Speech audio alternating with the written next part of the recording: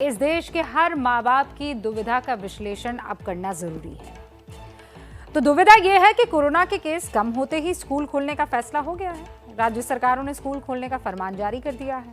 पहले तो बड़े बच्चों को स्कूल बुलाया गया, अब कई सारे राज्यों में छोटे बच्चों के लिए भी स्कूल खोले जा रहे हैं। ये बात सच है कि उत्तर भारत में कोरोना के केसेस में कमी दिख रही है, लेकिन जिस तरह की लापरवाहियां देखी जा रही है उससे तीसरी लहर कब आ जाएगी यकीन मानिए पता भी नहीं चलेगा। तो क्या आपको अपने बच्चों को स्कूल भेजते हुए डर नहीं लग रहा है? ऐसे में कई सारे पेरेंट्स हैं, उनके सवालों का जवाब हमने इस रिपोर्ट के जरिए तैयार किया है। गौर से देखिएगा परिवार के साथ।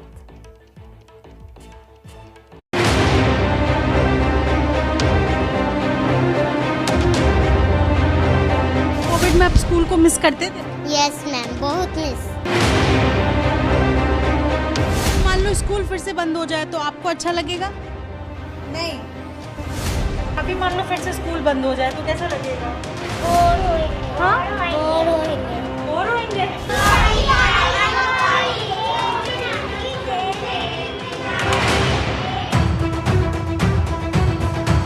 करीब करीब 1.5 साल के बाद जब देश के कई राज्यों के स्कूलों में ये रंगत लौटी है, तो बच्चों का हंसना, बोलना, खेलना, खिलखिलाना तो तय ही था और इन मासूमों के खिले हुए चेहरों में वो नजर भी आ रहा है।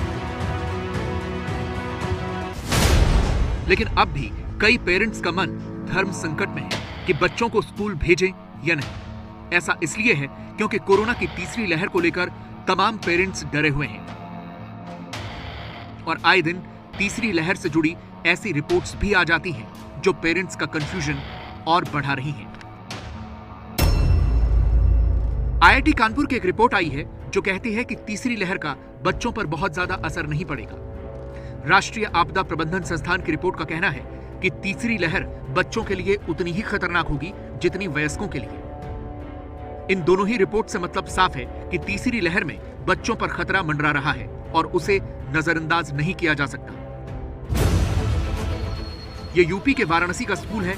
बच्चे स्कूल पहुंचे तो सबसे पहले उनके हाथ सैनिटाइज करवाए गए। लखनऊ के स्कूलों में हमने देखा कि क्लास में पहुंचते ही टीचर्स ने बच्चों को तमाम सावधानियों के बारे में बताया।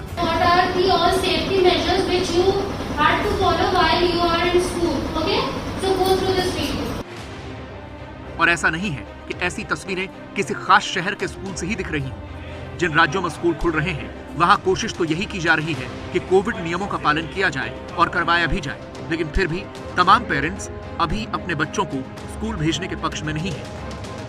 बच्चे हैं तो कितनी आप सोशल डिस्टेंसिंग करेंगे, कितने मास्क पहन के बच्चे क्लासेस अटेंड करें, मास्क भी कितने इफेक्टिव हैं और काफ़ी अनकंफर्टेबल भी होता है to keep on wearing the mask and taking your classes test. ये छोटे बच्चे हैं, कैसे सोशल डिस्टेंसिंग मेंटेन करेंगे, कैसे एक दूसरे से दूर रह पाएंगे। छोटे बच्चे एक दूसरे का खाना भी खाते हैं, एक दूसरे का टिफ़िन शेयर करते हैं, साथ में बैठते हैं, कॉपी किताब पेंसिल सब एक दूसरे का यूज़ करते हैं, तो उन पर रिस्ट्रिक्शन कैसे लगा पाएंगे आप? तो मुझे तो लगता नहीं कि ये कोई समझदारी भरा सरकार का काम है। ऑनलाइन बहुत अच्छी एजुकेशन बच्चों की हो रही है, तो जब ऑनलाइन अच्छी एजुकेशन हो रही है तो मैं भी नहीं समझता कि अभी इतनी हड़बड़ाहट की ज़रूरत है कि स्कूल खोले जाएं और बच्चों को स्कूल भेजा जाए। स्कूल जो है वो कहता है कि कंसेंट फॉर्म भर के दीजिए और हम लोगों ने कंसेंट फॉर्म में मना कर दिया है कि हम लोग नहीं भेजेंगे। कंसेंट फॉर्म स्कूल से इसलिए भरवा रहे हैं कि स्कूल जाके अपनी जिम्मेदारी से पल्ला झाड़ सकें।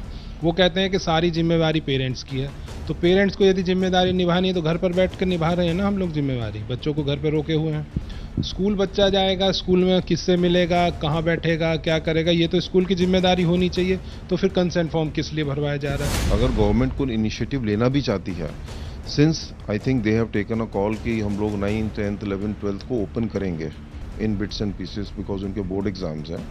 इस फेज में I think they can include 7th and 8th standard. उसके नीचे सोचना to me it is a wrong approach on part of government also. School चाहे अपने जो भी अपनी सैनिटेशन मेजर्स हैं जो भी हैं वो आई एम श्योर कर रहे हैं और करने का आश्वासन भी दिया है, but at the same time this is not something we can take a chance. सारे प्रोमिनेंट एजेंसीज और डॉक्टर्स जब प्रिडिक्ट कर रहे हैं थर्ड वेव की, तो उसके रहते हम अपने बच्चों को कैसे एक एक्सपेरिमेंट के तौर पे भेज दें।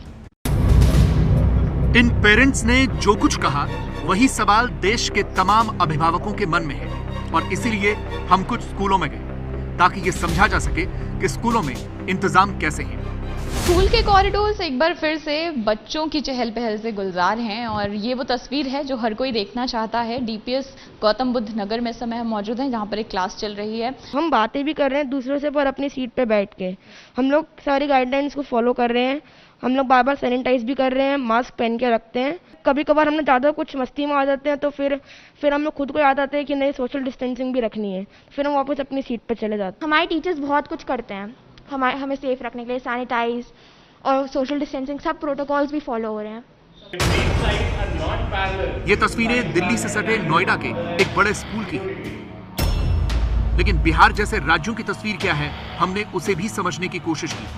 पटना के इस सरकारी स्कूल में हम जैसे ही पहुंचे, हमने सबसे पहले वहां बच्चों से बात की। कोरोना में स्कूल बंद था तो आप स्कूल तो नहीं आ रहे थे? नहीं, बंद था सब कुछ, तो घर पर अच्छा लग रहा था? नहीं, क्यों? स्कूल जाते हैं तो मजा आता है ना। स्कूल आते तो मजा आता है। और ये सुप्रिया है, 3rd क्लास में पढ़ती है और स्कूल जाने को लेकर इतनी उत्साहित है कि जब से स्कूल खुला है तब से बिना एक दिन भी एब्सेंट किए सुप्रिया लगातार स्कूल आ रही। लेकिन कोरोना काल का डर एक बार फिर बच्चों को सताने लगा है और इसके साथ साथ अगर स्ट्रेंथ की बात करें तो आज की तारीख में भी बच्चों की संख्या क्लासरूम में उतनी ज्यादा नहीं दिखती है। अहम बात यह थी कि पटना के कई पेरेंट्स ने भी स्कूल खोलने का फैसला सही बताया। कोविड प्रोटोकॉल को फॉलो करते हुए बच्चों को स्कूल भेजना बहुत ही ज़रूरी है। बहुत ही सही डिसीजन है क्योंकि बच्चे फिजिकली फिट तभी रह पाएंगे जब तक वो बाहर जाते हैं, खेलते हैं, कूदते हैं, पढ़ते हैं। डे बाय डे क्या हो रहा है, बच्चे घर पे रहते रहते और वीक होते जा रहे हैं, उनकी कोई फिजिकल एक्टिविटीज़ नहीं हो रही है। सच है कि इधर खाई है और आगे कुआं है। बच्चों को स्कूल भेजने को लेकर पेरेंट्स की क्या राय है, स्कूल में इंतज़ाम कैसे हैं, ये तो आपने देख लिए। लेकिन अब सवाल ये कि क्या वाकई स्कूल खोलने का फैसला सही है। ये सवाल इसलिए उठ रहे हैं क्योंकि NIDM यानी राष्ट्रीय आपदा प्रबंधन संस्थान की एक रिपोर्ट सामने आई है और इस रिपोर्ट को आप नज़रअंदाज नहीं कर सकते हैं। NIDM की रिपोर्ट जो कुछ कह रही है उसे आपको एक ग्राफ के जरिए समझाने की कोशिश करती हूँ। ये रिपोर्ट ये कहती है कि सितंबर महीने में कोरोना की तीसरी लहर आने की आशंका है। तीसरी लहर में हर रोज 5 लाख से ज्यादा मामले आ सकते हैं, लेकिन अक्टूबर महीने में ये 5 लाख मामले जो हैं घटकर 2 लाख हो सकते हैं। इसके बाद स्थिति नॉर्मल हो जाएगी। हालांकि NIDM की ये रिपोर्ट कहती है कि ऐसे कोई संकेत नहीं मिलते हैं कि बच्चों के लिए तीसरी लहर बहुत ज्यादा खतरनाक होगी, लेकिन रिपोर्ट ये भी नहीं कहती है कि बच्चों पर खतरा नहीं है। रिपोर्ट में कहा गया है कि तीसरी लहर में जितना खतरा एडल्ट्स को है उतना ही बच्चों पर भी वो खतरा मंडरा रहा है। फिर उधर अगर IIT कानपुर के प्रोफेसर मणिंद्र अग्रवाल की बातों पर गौर करें तो वो ये बता रहे हैं कि सीरो सर्वे के नतीजे ये कहते हैं कि बच्चों पर बहुत ज़्यादा खतरा नहीं होने वाला है। लेकिन स्कूल खोलने को लेकर अलग अलग राज्यों के फैसले से भी पेरेंट्स एक तरफ से और एक तरह से चिंतित नजर आ रहे हैं। एक तरफ यूपी बिहार जैसे राज्यों में स्कूल खुल चुके हैं, लेकिन हिमाचल प्रदेश की सरकार ने अपने यहाँ स्कूल खोलने की तारीख फिर से टाल दी है। हिमाचल प्रदेश में अब 4 सितंबर तक स्कूल बंद रहेंगे। दिल्ली में स्कूल कब से खुलेंगे, इसे लेकर दिल्ली सरकार की एक्सपर्ट कमेटी ने सरकार को अपनी रिपोर्ट सौंप दी है। सूत्रों के मुताबिक कमेटी की सिफारिश में कहा गया है कि सभी क्लास के लिए स्कूल खोले जाएं, चरणबद्ध तरीके से स्कूल खोला जाए। सबसे पहले बड़ी क्लास के छात्रों के लिए स्कूल खोले जाएं, उसके बाद मिडिल और आखिर में प्राइमरी क्लास खोली जाए। इसे लेकर DDMA की बैठक में अंतिम फैसला लिया जाएगा। दरअसल दिल्ली में स्कूल किस तरह से खोले जाएं, इसको लेकर दिल्ली डिजास्टर मैनेजमेंट अथॉरिटी ने एक एक्सपर्ट कमेटी का गठन किया था। कमेटी की रिपोर्ट के आधार पर दिल्ली सरकार DDMA की बैठक में फैसला ली। अच्छी बात यह है कि बच्चों की वैक्सीन जल्द ही आने वाली है। देश में 12 साल से ऊपर के बच्चों के लिए वैक्सीन की मंजूरी मिल चुकी है। ये वैक्सीन जाइडस कैडिला कंपनी की है, जिसका नाम ज़ाइकोवी है। इस साल अक्टूबर के महीने में ये वैक्सीन आ सकती है। अभी 2-4 दिन पहले जो ज़ाइकोवी डी वैक्सीन आई है कैडिला जाइडस की, वो 12 से 17 साल के बच्चों के लिए भी अब उसकी परमिशन दे दी गई है, वयस्कों के अलावा। तो ये कोशिश की जा रही है कि उन बच्चों में जिनमें कोमॉर्बिडिटीज़ हैं, बाकी बीमारियां हैं, उनकी एक लिस्ट बना ली जाए। प्राथमिकता के हिसाब से इन बच्चों को टीका करा जा सकता है, क्योंकि इन बच्चों में अगर कोरोना होता है तो वो गंभीर रूप ले सकता है। इस बात पर भी जोर दिया जा रहा है कि बच्चों के इर्द गिर्द रहने वाले लोग भी वैक्सीनेटेड हों। स्वास्थ्य मंत्री मनसुख मांडविया ने भी ट्वीट किया है कि हमने सभी राज्यों से अनुरोध किया है कि 5 सितंबर को मनाए जाने वाले शिक्षक दिवस से पहले सभी स्कूली शिक्षकों को प्राथमिकता देकर वैक्सीन लगाने का प्रयास करें।